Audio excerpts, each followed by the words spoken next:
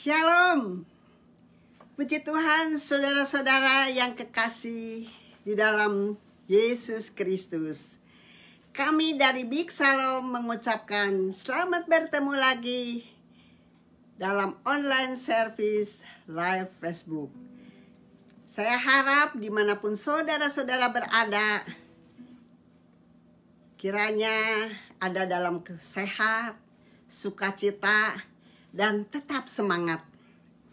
Saudara-saudara sekalian, di tengah kesulitan dan beratnya dalam hidup ini akibat COVID-19, yakinlah saudara sekalian, orang yang percaya kepada Tuhan dan kepada firman-Nya tidak akan ditinggalkannya.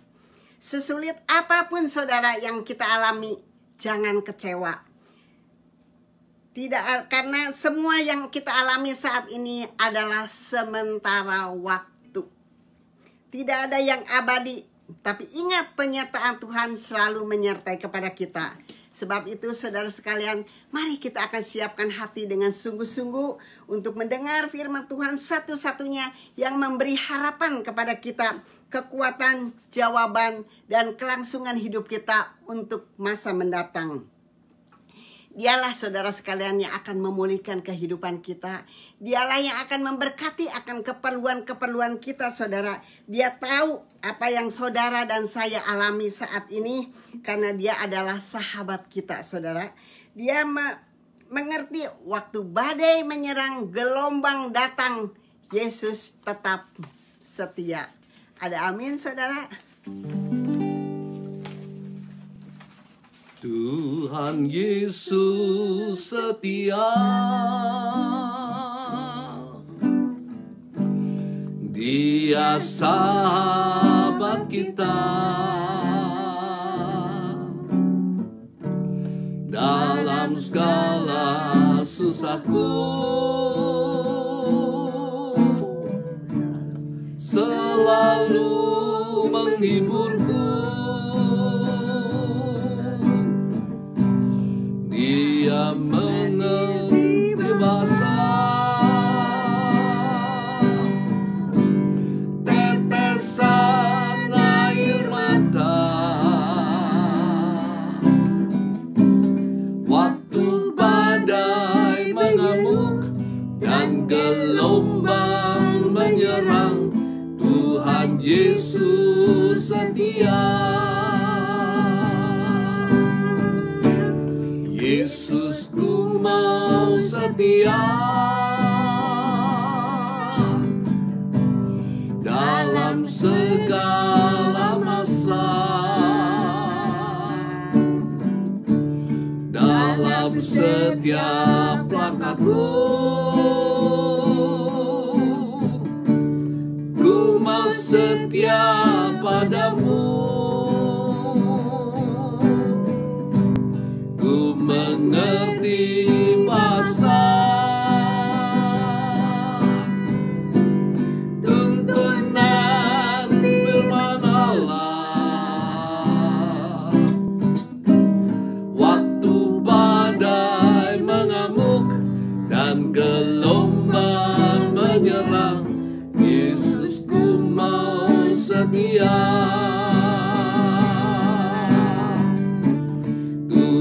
Yesus setia, Dia sahabat kita. Dalam segala susahku selalu menghiburku.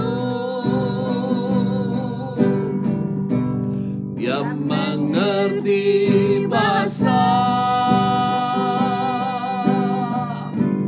tetesan air mata waktu badai mengamuk dan gelombang menyerang. Tuhan Yesus setia.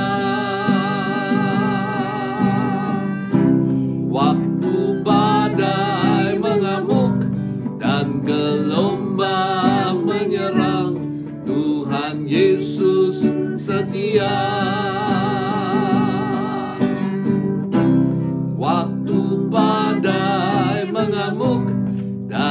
gelombang menyerang, Tuhan Yesus setia.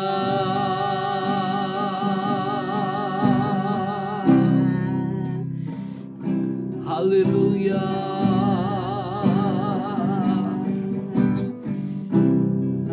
Kami muliakan nama-Mu Tuhan. Engkau pembuat yang ajaib. Engkau selalu menyertai kami. Kami puji nama-Mu, kami muliakan nama-Mu. Kami besarkan nama-Mu Tuhan. Kami muliakan nama-Mu, kami muliakan nama-Mu. Engkau yang layak untuk dipuji, Engkau yang layak untuk disembah. Kami muliakan Engkau. Haleluya, oh haleluya, oh haleluya, oh haleluya, haleluya.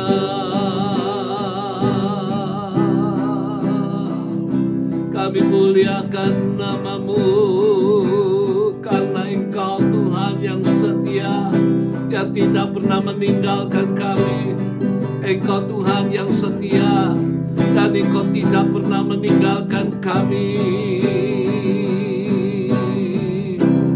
Waktu badai mengamuk dan gelombang menyerang, Tuhan Yesus setia.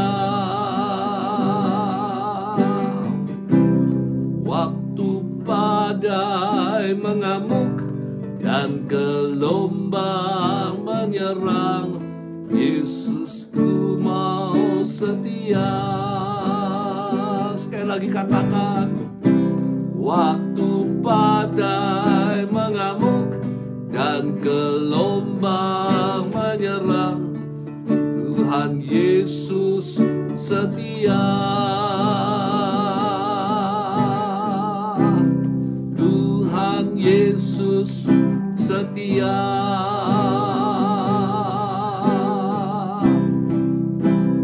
Tuhan Yesus setia.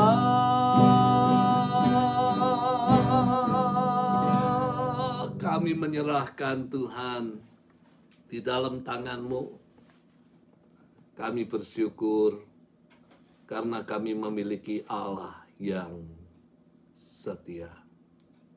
Sering kami tidak setia kepadamu, tetapi Engkau tetap setia menyertai kami. Engkau setia untuk menggenapkan janji-Mu Tuhan. Kami menyerahkan di dalam tangan Tuhan pada kesempatan ini. Kami mengucap syukur. Walaupun kami masih berbakti secara online streaming, kami mengucap syukur. Kami tidak mau menoleh ke kiri atau ke kanan Tuhan. Kami tidak mau mengikuti apa yang dilakukan yang lain. Tapi pada saat ini kami tetap menurut apa yang Tuhan kehendaki. Apapun yang Engkau kehendaki Tuhan. Kalau Engkau menghendaki kami berbakti secara online streaming, biarlah melalui ibadah ini Engkau memberkati kami. Karena kami tahu satu perkara, Engkau ada bersama-sama dengan kami. Engkau ada di tempat di mana jemaat-Mu mau membuka telinga untuk mendengarkan firman-Mu yang kudus. Dan kami percaya bahwa firman yang pada saat ini diberitakan akan membuat mujizat yang besar terjadi di dalam kehidupan daripada anak-anak-Mu. Kami mau serahkan di dalam tangan-Mu ya Bapa. Biarlah Roh Kudus akan mengurapi firman ini, dan Engkau menjadikan firman ini pedang yang bermata dua yang sanggup untuk membersihkan seluruh kehidupan kami dari segala kekotoran dosa, kekotoran dunia ini Bapa. Supaya kami boleh hidup kudus di hadapan-Mu, berkenan dan menyukakan hati daripada Tuhan. Kami menyerahkan di dalam tangan-Mu. Sekali lagi firman ini, di dalam nama Tuhan Yesus kami berdoa. Amin. Nah, firman Tuhan, saudara sekalian, saya ambil di dalam kitab Mazmur Fatsal yang ke-137.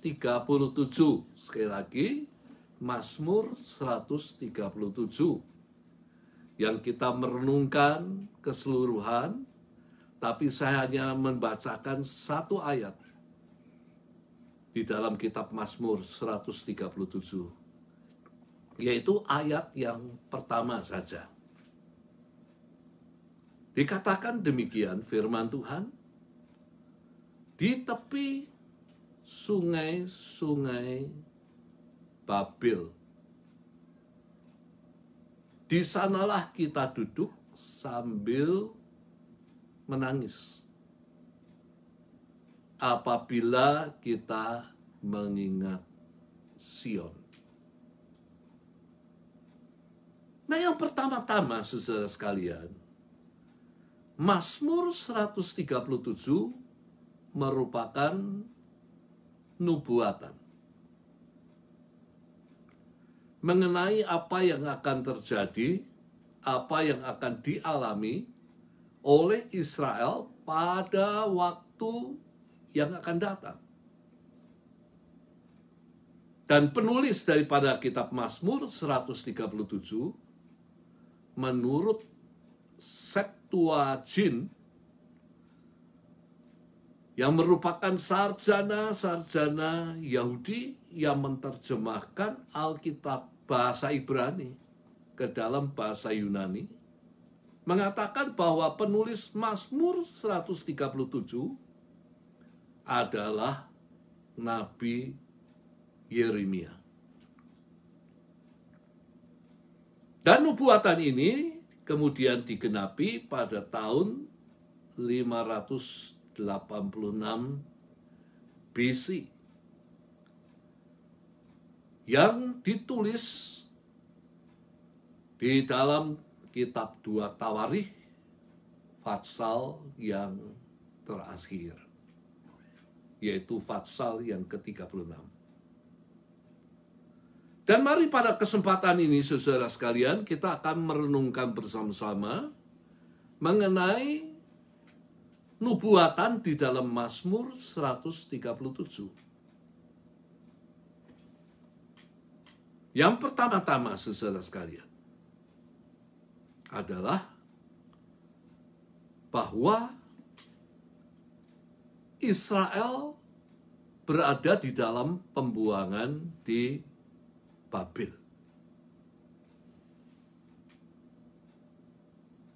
Nah, mengapa Israel di dalam pembuangan di Babil? Tentu yang pertama adalah karena Israel kalah berperang melawan Babil. Mereka kemudian ditawan dan diangkut ke Babil dan kemudian dijadikan sebagai budak daripada orang-orang Babil.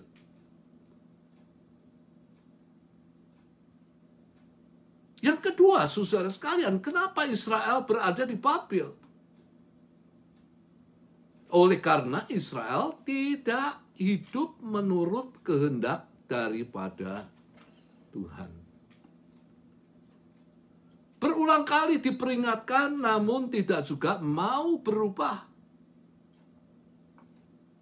Sehingga akhirnya murka Tuhan itu bangkit Dan Tuhan memakai tangan Babil untuk melawan Israel. Ingat firman Tuhan yang mengatakan kalau Tuhan di pihak kita, siapa yang dapat melawan kita? Saya percaya kalau Tuhan itu berada di pihak Israel, maka Babil tidak akan memiliki kekuatan untuk melawan Israel. Karena Israel di pihak, karena Tuhan itu di pihak Israel. Namun kalau Tuhan tidak lagi menyertai, ini yang menjadi masalah. Kalau Tuhan tidak menyertai Israel, kita melihat betapa lemahnya Israel.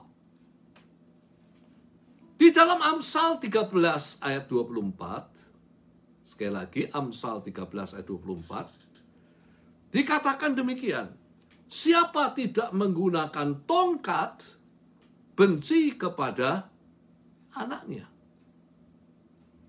Tetapi siapa mengasihi anaknya, mengajar dia pada waktunya.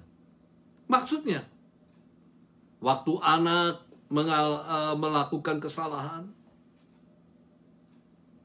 bila tidak ditegur, tentu tidak akan berubah.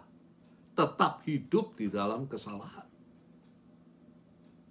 Sehingga digunakan tongkat untuk memukulnya. Ini maksud firman Allah. Tentu di Amerika, hal tersebut melanggar hukum. Karena dianggap mengabuse anak. Tetapi ini firman Tuhan. Hajaran kepada anak bukan karena benci, tapi karena mengasihi. Hajaran karena benci itu salah. Tapi hajaran karena sayang itu sesuai dengan firman Tuhan. Dan tujuannya supaya anak itu kembali kepada jalan yang benar. Jadi mengapa Israel di Babil? Karena Tuhan itu mengajar Israel. Karena Israel hidup tidak menurut kehendak daripada Tuhan. Sudah diperingatkan berkali-kali, tetap tidak berubah. Maka Tuhan menghajar, bukan karena benci, tapi karena sayang kepada umatnya.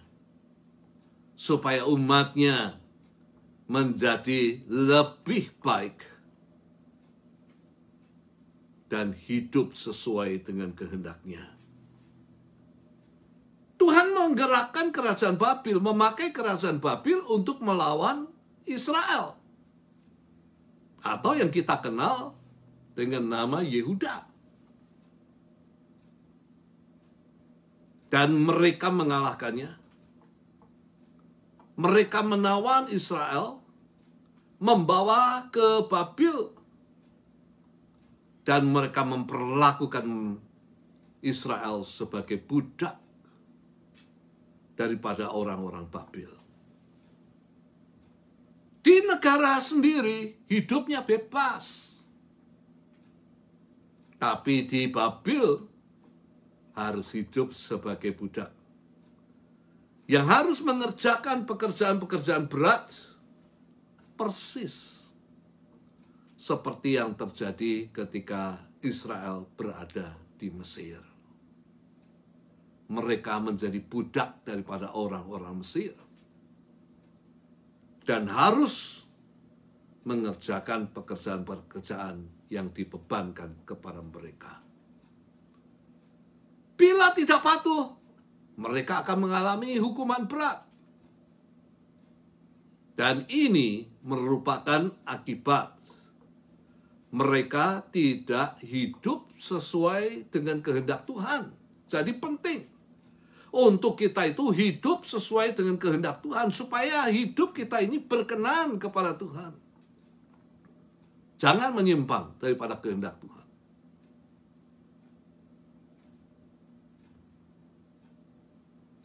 Orang yang tidak hidup dalam kehendak Tuhan pasti akan mengalami kepahitan di dalam kehidupannya.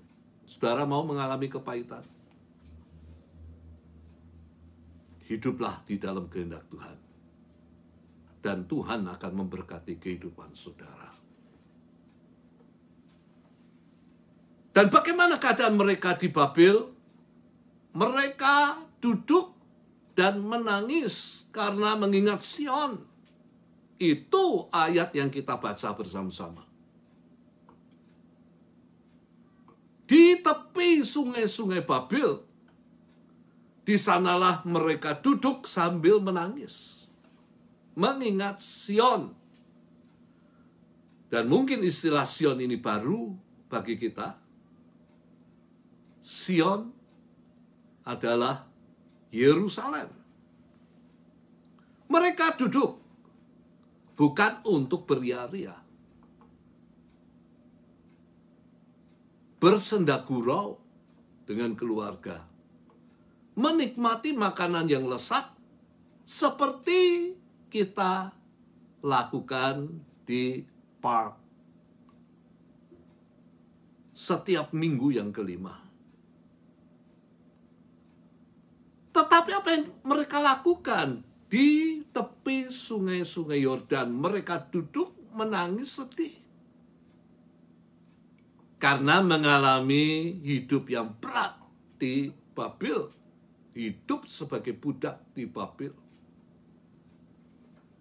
Di dalam Kejadian 3 ayat 23 dikatakan, lalu Tuhan Allah mengusir manusia, Adam dan Hawa, dari Taman Eden, supaya ia mengusahakan tanah dari mana ia diambil. Tadinya manusia diciptakan dan ditaruh di Taman Eden, di mana kehidupan manusia itu enak, nggak susah. Bisa makan makanan yang sehat, yang Tuhan sendiri sediakan bagi mereka. Makanan apa? Makanan buah, saudara sekalian. Bukan sayuran.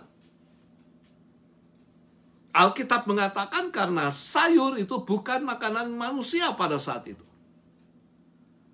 Tapi Tuhan sediakan sayur itu untuk binatang. Yang Tuhan siapkan makanan bagi manusia adalah buah. Dan buah apa saja ada di dalam taman itu.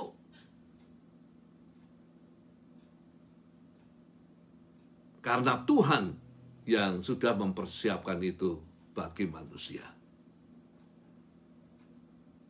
Saya membayangkan hidup di Taman Eden. Ada pohon duren yang buahnya seringkali kita beli di supermarket. Sangat lezat. Ada pohon nangka, jackfruit, yang manis.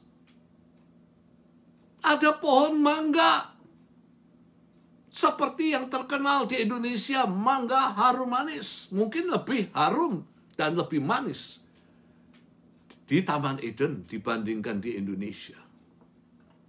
Ada semangka, saudara sekalian. Ada lengkeng. Dan yang lain-lain. Dan Tuhan hanya berpesan kepada manusia. Hanya satu pohon yang tidak boleh buahnya dimakan. Yaitu pohon pengetahuan yang baik dan yang jahat. Kenapa Tuhan berpesan demikian? Untuk kebaikan kita. Karena kalau manusia makan buah pohon pengetahuan yang baik dan yang jahat, maka manusia itu akan mati. Jadi larangan daripada Tuhan adalah untuk kebaikan. Dan kalau kita melanggar, efeknya sangat buruk. Namun justru yang seringkali dilarang, itulah yang dilanggar oleh manusia. Akibatnya apa? Akibatnya mereka tidak boleh lagi tinggal di Taman Eden. Mereka diusir keluar daripada Taman Eden. Di Taman Eden, manusia dipelihara hidupnya oleh Allah. Diusir dari Taman Eden berarti manusia harus bersusah payah. Kalau kita tidak mau hidup kita dipelihara oleh Allah, maka kita akan hidup bersusah payah. Bekerja keras, berkeringat untuk mencari rezeki, untuk makan roti. Ini yang dialami oleh Israel. Hidup enak di Israel berubah menjadi hidup merana di Babel. Menderita oleh karena harus mengerjakan pekerjaan yang berat-berat untuk Babel. Dihina dan dianiaya. Dan apa yang mereka dapat lakukan? Hanya menangisi nasib buruk mereka. Suara musik kecapi tak dapat menghibur dan menyejukkan hati mereka lagi. Karena apa? Karena mereka menganggap Tuhan sudah merubah sukacita mereka menjadi perkabungan. Mereka gantungkan kecapi di pohon ganda rusa.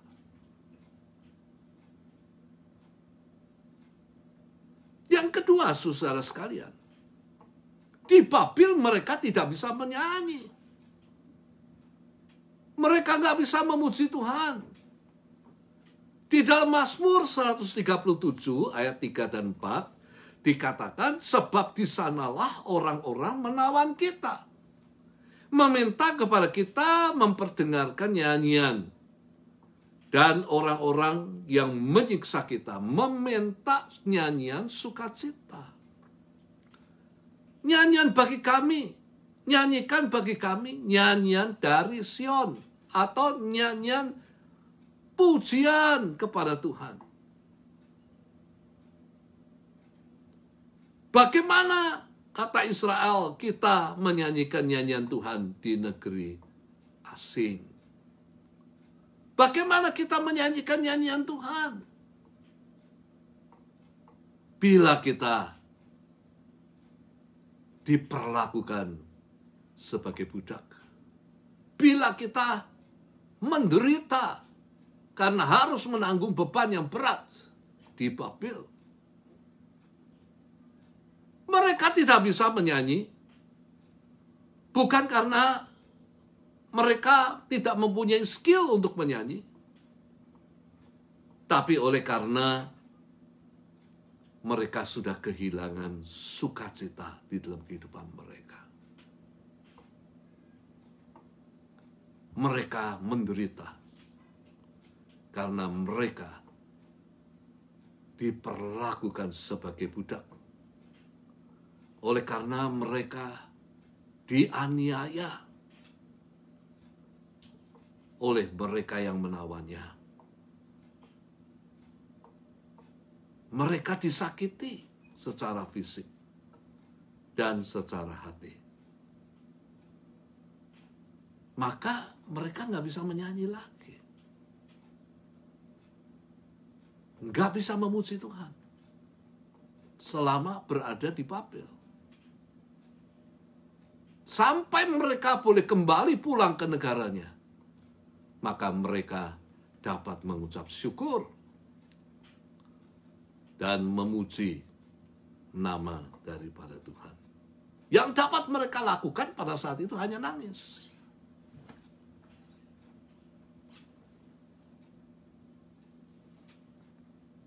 Mari kita masuk hal yang kedua. Hal yang kedua, adalah hal yang sangat positif bagi orang-orang Israel di Babel, yaitu mereka tidak mau melupakan Yerusalem. Di dalam Mazmur 137 ayat 5 dan ayat 6 dikatakan, jika aku melupakan engkau, hai Yerusalem, biarlah kering tangan kananku. Aku kehilangan skill untuk memainkan kecapi.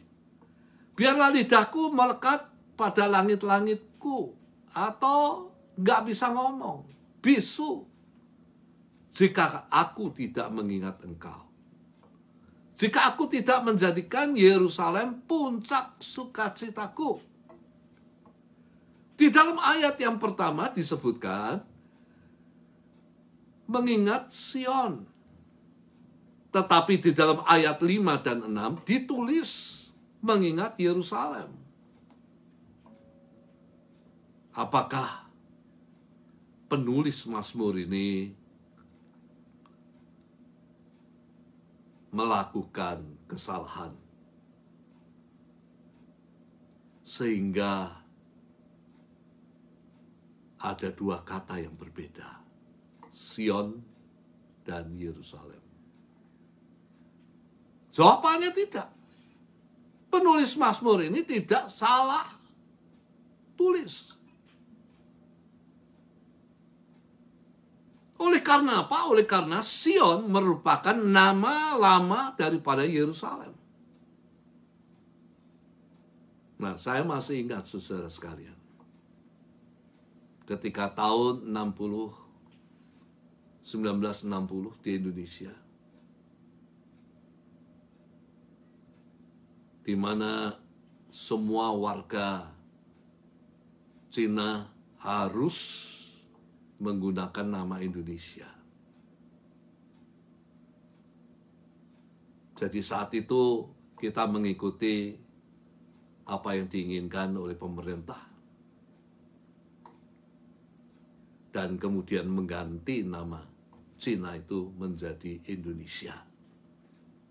Mengganti nama saya, Tan Chin Siang, menjadi Stefanus Yonatan.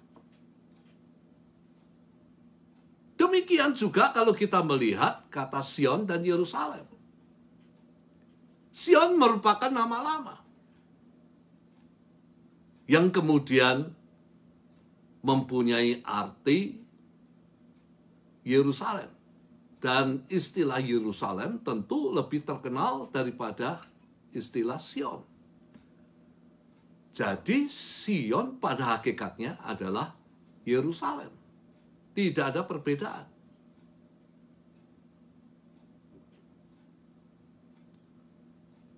Orang-orang Israel di Babel mengatakan mereka tidak mau melupakan Sion atau Yerusalem itu. Dan ini mempunyai dua arti, saudara sekalian. Yang pertama, mempunyai tiga arti, maaf. Yang pertama, mereka tidak mau melupakan tragedi yang terjadi di Sion atau Yerusalem itu. Tragedi apa? Pembunuhan, pembakaran bait Allah, penjarahan harta benda bait Allah, dan perkakas di bait Allah. Penjarahan harta benda raja dan panglimanya. Dan teristimewa bagi mereka yang luput daripada pedang, termasuk mereka yang tinggal di Babel, diangkut sebagai tawanan dan dijadikan budak di Babel. Mereka tidak dapat melupakan musuh-musuh yang menyebabkan semuanya ini terjadi, sehingga mereka meminta di dalam ayat-ayat selanjutnya supaya Tuhan membalas perbuatan jahat mereka. Pembalasan adalah hak daripada Tuhan. Sesuai dengan apa yang dikatakan oleh Rasul Paulus. Jangan membalas kejahatan dengan kejahatan. Tidak boleh. Tapi yang harus kita lakukan adalah balas kejahatan dengan kebaikan.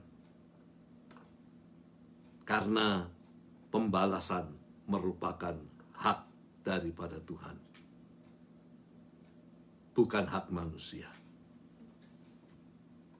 Pengertian yang kedua, mereka tetap ingat Sion atau Yerusalem. Berarti mereka tidak melupakan Yerusalem. Mereka menempatkan Yerusalem sebagai puncak sukacita mereka. Tidak ada sukacita yang melebihi bagi mereka, kecuali mereka bisa bebas dari Babil dan pulang ke Sion atau Yerusalem. Dan itu merupakan puncak sukacita daripada orang-orang Israel yang ada di Babil. Dan saat ini saya hendak mengambil ini bagi kita sekalian. Saya bertanya kepada saudara sekalian, apakah kita juga menempatkan Sion, Yerusalem, bukan secara fisik, tetapi Sion dan Yerusalem rohani merupakan puncak sukacita kita. Sion dan Yerusalem rohani yaitu sorga yang menjadi puncak sukacita kita. Apakah kita menempatkan surga itu lebih daripada harta kekayaan yang ada di dalam dunia? Sehingga Yesus mengatakan, apa gunanya engkau memiliki seluruh kekayaan dunia, tetapi binasa di dalam api neraka?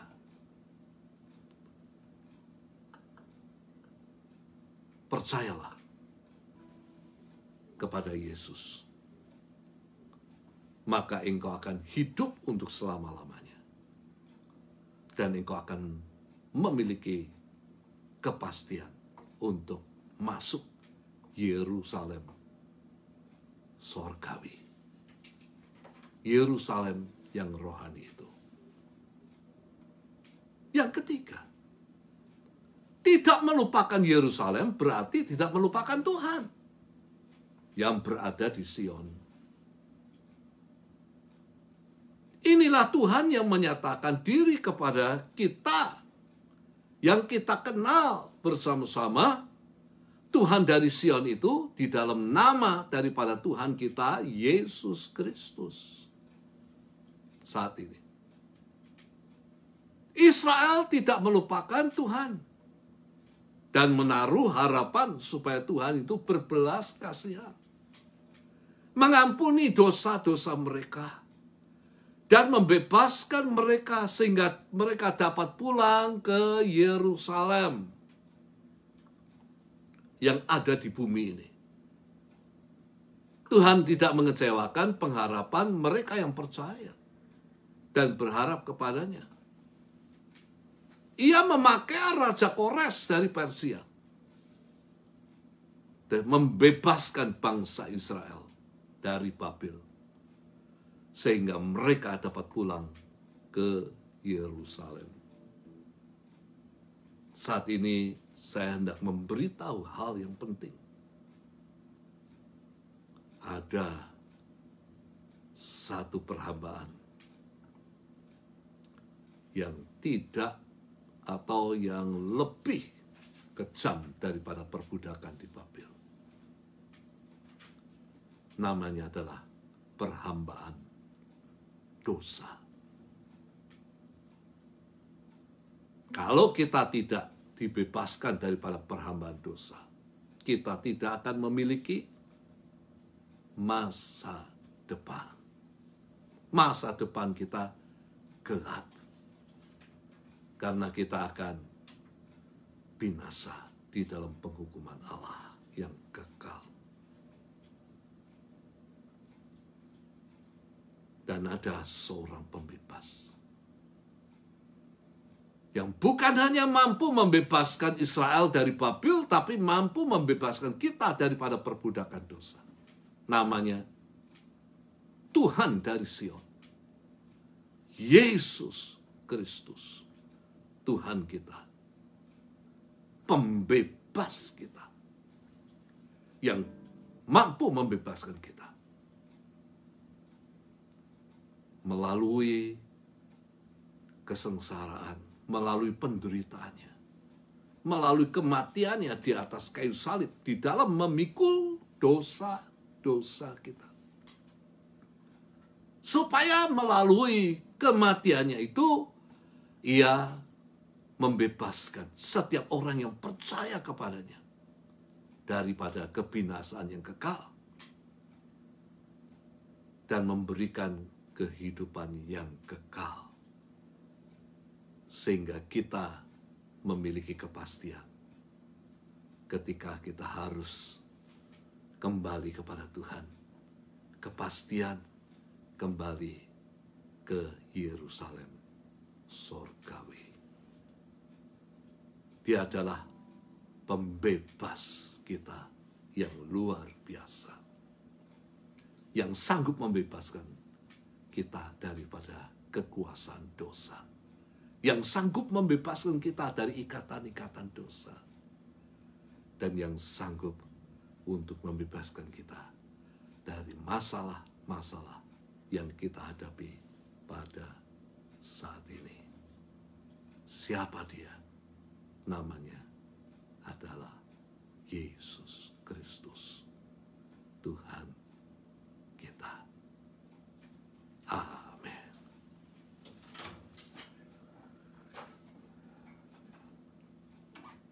Mari kita berdoa bersama-sama.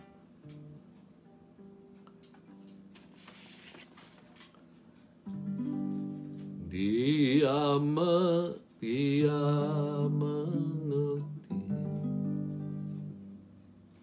Dia mengerti bahasa tetesan air mata, waktu badai mengamuk dan gelombang menyerang, Tuhan Yesus setia. Dia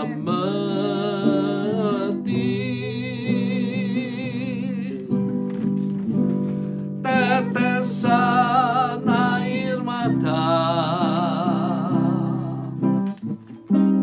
waktu badai mengamuk dan gelombang menyerang, Tuhan Yesus setia. Waktu badai mengamuk dan gelombang menyerang, Tuhan Yesus setia. Waktu badai mengamuk dan gelombang menyerang, Tuhan Yesus setia. Oh haleluya. Terima kasih kami boleh mengenal Engkau Tuhan. Terima kasih Engkau membebaskan kami dari dosa-dosa kami. Engkau sudah membebaskan kami dari dosa yang tidak memberikan pengharapan kepada kami, sehingga kami Tuhan boleh memiliki kepastian untuk masuk di dalam Yerusalem.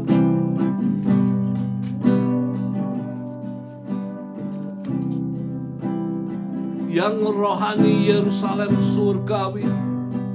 Kami mengucapkan syukur. Kami tidak mau melupakan Yerusalem surgawi. Kami akan selalu mengingat di dalam kehidupan kami bahwa hidup di dalam dunia sementara.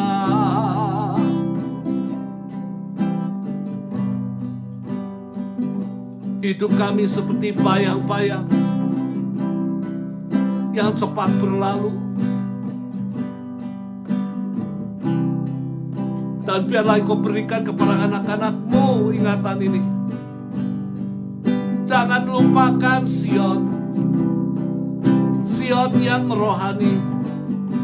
Jangan lupakan Yerusalem, Yerusalem surgawi.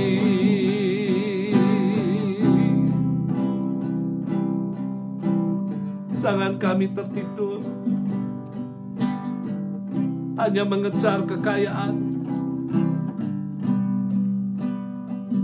tapi kami harus ingat rumah kami yang sebenarnya bukan dunia ini. Rumah kami ada di surga.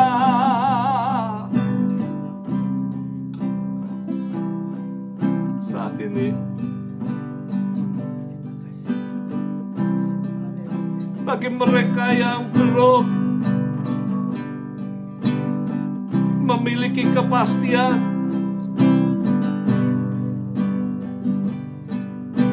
untuk memasuki surga,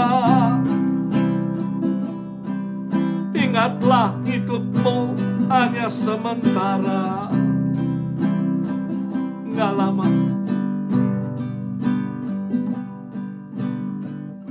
Hanya ada satu jalan yang engkau tempuh. Yesus mengatakan, Akulah jalan, kebenaran, dan kehidupan. Tidak ada seorang pun yang sampai kepada Bapa. Doamu gak akan sampai kepada Bapa. Keinginanmu tidak akan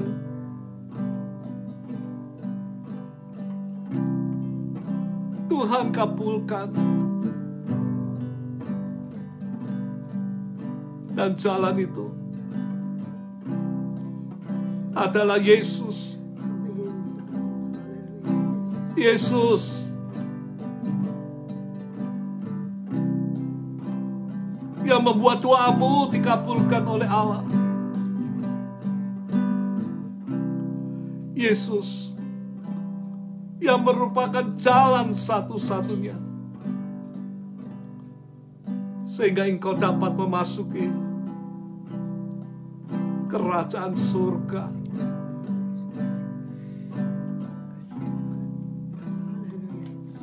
Hanya Yesus. Percayalah kepada Dia.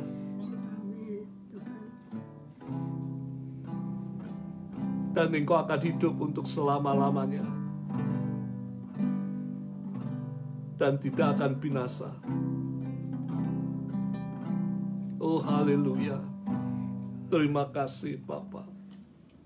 Kami boleh mengenal Yesus pembebas yang telah membebaskan Israel sehingga pulang ke Yerusalem. Dan kami tahu bahwa Engkau yang membebaskan kami sekalian. Sehingga kami juga satu kali boleh kembali ke dalam kerajaan-Mu yang kekal. Kami mengucap syukur kalau ada pada saat ini yang mendengarkan firman secara online, memiliki beban-beban yang berat. Ya, benar, Yesus. Dan biarlah Engkau ingatkan supaya mereka tidak melupakan Sion, tidak melupakan Tuhan, dari Sion itu. Tuhan yang dapat membebaskan Israel dari Babel. Tuhan yang dapat membebaskan kita. Bukan hanya dari dosa. Mungkin ada kebiasaan-kebiasaan yang mengikat hidup kita. Tuhan dapat membebaskan engkau dari kebiasaan-kebiasaan yang tidak sesuai dengan kehendak Allah. Tuhan dapat membebaskan engkau daripada sakit penyakitmu. Tidak ada yang mustahil. Karena bilur-bilurnya adalah kesembuhan kita. Tuhan dapat membebaskan engkau daripada masalah yang kau pikul. Ya, terima kasih Tuhan. Bagi Tuhan, tidak ada perkara yang Amin. mustahil. Amin. Amin, Yesus. Mari kita bersama-sama memandang kepada Tuhan kita, Yesus Kristus, yang menjadi pertolongan, menjadi kekuatan, pertolongan, dan keselamatan kita. Terima kasih Bapa. Engkau jamah dalam nama Tuhan Yesus, Dalam nama Yesus. yang mencucurkan air mata kesedihan. Engkau gantikan kain kabung menjadi sukacita. Lepaskan kain kabung daripada anak-anak-Mu yang mungkin saat ini berkabung oleh karena masalah, berkabung oleh karena bergumul dengan apa yang mereka Berkabung inginkan, kesulitan ekonomi, Yesus. berkabung oleh karena segala kesulitan yang mereka Ya, hadapi, kesulitan ekonomi. kesulitan yang mereka pikul. Dan biarlah pada kesempatan ini Bapa, nyatakan kuat kuasa-Mu dalam kehidupan anak-anak-Mu. Nyatakan bahwa Engkau adalah pembebas yang hebat dan berkuasa,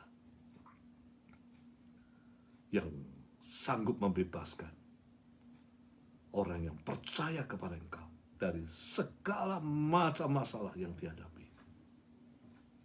Kami mau serahkan dalam tangan Tuhan. Berkati semua yang mengikuti kebaktian online service ini. Biarlah Engkau menjamah. Dan sekali lagi kami mohon supaya saat ini pula Engkau yang mengubah perkabungan menjadi sukacita yang besar. Sehingga kami boleh tetap bersukacita di dalam segala keadaan. Kami boleh tetap mengucap syukur kepada Tuhan bahwa Tuhan itu baik bagi kami. Terima kasih Tuhan. Di dalam kami juga berdoa pada kesempatan ini untuk Indonesia. Engkau berkati Tuhan di dalam masalah krisis ekonomi, resesi. Berikan kesejahteraan kepada negara ini Bapa, supaya semua boleh menikmati anugerah berkat Tuhan, mengenal Engkau sebagai satu-satunya yang mampu memberikan jalan keluar. Berkati Amerika di mana kami tinggal. Perekonomian Amerika berkati. Yang tidak memiliki pekerjaan, berikan pekerjaan. Dan kami doakan untuk pemilihan Presiden Amerika, berikan ketenangan. Jauhkan daripada segala kerusuhan. Tolonglah segala roh-roh yang mencoba untuk mengacaukan pemilihan presiden ini, Engkau patahkan dan hancurkan. Dan Engkau akan memberikan kepada kami presiden yang takut akan Tuhan, yang cinta kepada Engkau Bapa, Benar. dan yang hidup sesuai dengan kehendak-Mu. Inilah doa kami, supaya Amerika diberkati oleh Tuhan. Makasih Bapa. Hanya di dalam nama Tuhan Yesus yang menjadi juru selamat kami berdoa. Dan saat ini saudara sekalian, kita akan mengakhiri kebaktian online ini. Angkat kedua tangan saudara. Terimalah berkat Tuhan yang akan menyertai engkau. Kasih daripada Allah Bapa, kasih karunia Tuhan Yesus Kristus di dalam persekutuan dengan Roh Kudus menyertai engkau saat ini sampai Maranatha, Tuhan Yesus Kristus datang untuk kedua kali. Semua mengatakan amin. Akhirnya saya dan istri mengucapkan Tuhan memberkati sampai berjumpa lagi. Bye.